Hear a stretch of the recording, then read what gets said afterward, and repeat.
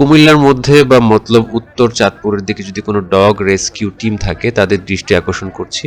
এই কুকুরটাকে আমি গত 2 সপ্তাহ আগে এই জায়গাতে দেখে গিয়েছিলাম। লোকেশনটা হচ্ছে শ্রীরায়েরচর বাজার, সিএনজি স্ট্যান্ডের সামনে এটা ছিল। এটার অবস্থা আগে মোটামুটি ভালো ছিল, বাট দিন দিন খারাপ হচ্ছে, দেখেই বোঝা যায়। আপনারা যদি এরকম কোনো রেস্কিউ টিম থাকেন তারা কাইন্ডলি একটু মানে এই কুকুরটাকে হেল্প করুন। এটার অবস্থা খুবই খারাপ, এটার পায়ুপথের দিকে পচন ধরেছে, এটা দিন দিন বাড়ছে।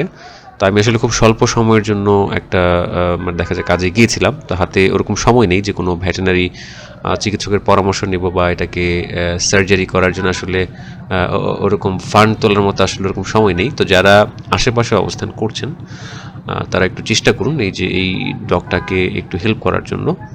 আপনারা সিরায়েরচরের যে এক্সাক্ট লোকেশনটা মানে দাউদকান্দিতে যে সিএনজিগুলো যায় সেই সিএনজি স্ট্যান্ডের এখানেই এটা বসে থাকে।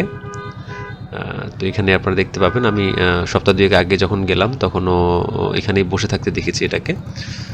তো বেশি বেশি এটাকে এই ভিডিওটাকে একটু গ্রুপে শেয়ার করবেন যেন যারা এরকম স্পট ট্রিটমেন্ট দিয়ে থাকেন বা এদের নিয়ে কাজ করে থাকেন তাদের যেন দৃষ্টিগোচর হয় এবং এই পোর ডগটা যেন আপনার একটু সহায়তা পায়, যেহেতু অন্যান্য মানে এরকম স্ট্রিট ডগকে বিভিন্ন রেস্কিউ টিম ওরা হচ্ছে সহায়তা করছে।